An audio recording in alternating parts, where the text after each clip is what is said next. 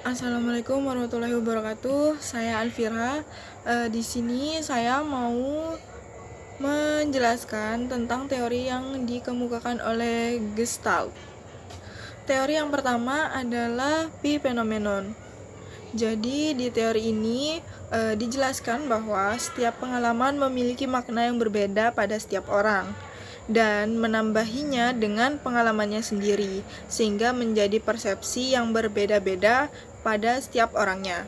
Contohnya, saat melewati tempat yang terlihat seram, setiap orang akan merasakan sensasi yang berbeda-beda sesuai dengan pengalamannya masing-masing.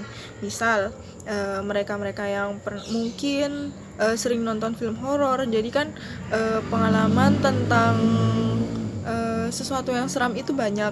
Jadi mereka punya persepsi yang berbeda-beda tentang sesuatu yang seram dan horor.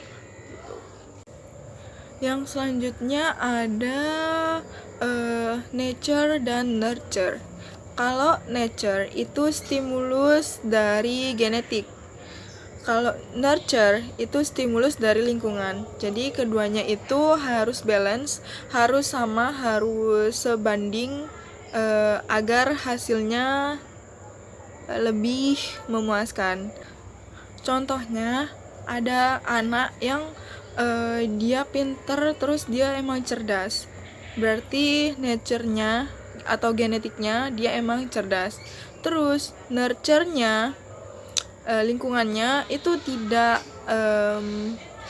memberikan stimulus-stimulus yang bagus. Misal itu pinternya dia tidak diasah, dia tidak dilatih. Jadi semua pinternya sama cerdasnya itu ketimbun. Maka hasilnya yang ada di dalam dirinya dia, genetiknya dia itu tidak keluar semua karena tidak diasah dan tidak dilatih di lingkungannya dia. Yang selanjutnya ada teori medan. Jadi teori medan itu otak akan mengorganisir hasil belajar kita. Contohnya pengetahuanku tentang mukena nih.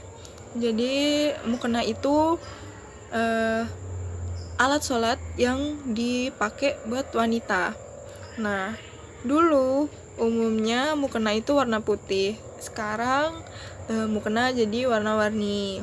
Itu pengetahuanku tentang mukena. Nah, semua hasil belajar itu akan disimpan di otak dan memiliki medannya sendiri dalam otak. Itu merupakan teori medan. Selanjutnya ada hukum Prägnanz.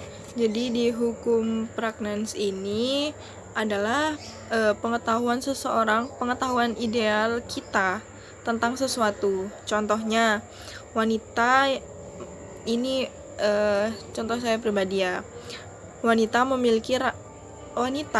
idealnya memiliki rambut yang panjang dan kalaupun pendek itu mungkin pendeknya cuma sebahu. Nah, di suatu tempat saya melihat ada wanita yang rambutnya botak. Nah, rambut panjang adalah hukum Prägnanz saya. Karena itu merupakan pengetahuan yang saya miliki tentang wanita dan itu merupakan pengetahuan ideal saya tentang wanita. Nah, kalau rambut botak pada wanita adalah disequilibrium. Disequilibrium itu merupakan kondisi yang tidak seimbang menurut hukum Prägnanz kita.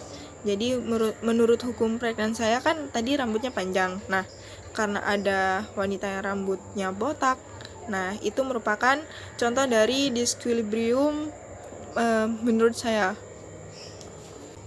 Karena saya melihat ada wanita yang rambutnya botak, itu kan sesuatu yang berbeda dari pengetahuan saya. Nah, itu akan menimbulkan efek tidak nyaman di diri saya. Jadi secara otomatis saya akan memperbaiki atau mencari pengetahuan atau informasi tentang kenapa sih kok wanita ini bisa kayak gitu. Nah, keinginan itu atau dorongan itu untuk memperbaiki itu merupakan efek Zeigarnik. Nah, contohnya mencari perbaikan itu atau efek Zeigarnik ini, saya cari informasi kenapa dia bisa botak, kenapa dia memilih untuk botak. Mungkin itu bisa menjadi pemikiran baru di saya. Jadi saya merasa bisa berpikir kalau oh iya, mungkin dia emang kayak gini, dia mungkin emang maunya seperti ini. Jadi menghilangkan rasa tidak nyaman tadi dengan informasi-informasi yang saya dapat. Selanjutnya ada memory track atau jejak memori. Jadi di sini dijelaskan semua hasil belajar mempunyai jejak memorinya masing-masing. Contohnya pas saya ke UTM lewat di gedung pertemuan, itu di gedung pertemuan itu saya punya memori. Saya dulu pas ospek ngerjain penugasan semua di sana, semua bareng-bareng sama teman-teman di sana. Jadi pas ngelewatin gedung pertemuan itu saya punya memori kalau oh di sini tuh dulu saya ketemu teman baru, di sini saya dulu ngerjain penugasan bareng-bareng sama teman-teman. Seperti itu contoh dari memory track atau jejak memori. Demikian penjelasan dari saya tentang teori yang dikemukakan oleh Gestalt. Kurang lebihnya mohon maaf, dan bila ada yang salah saya juga mohon maaf. Wassalamualaikum warahmatullahi wabarakatuh.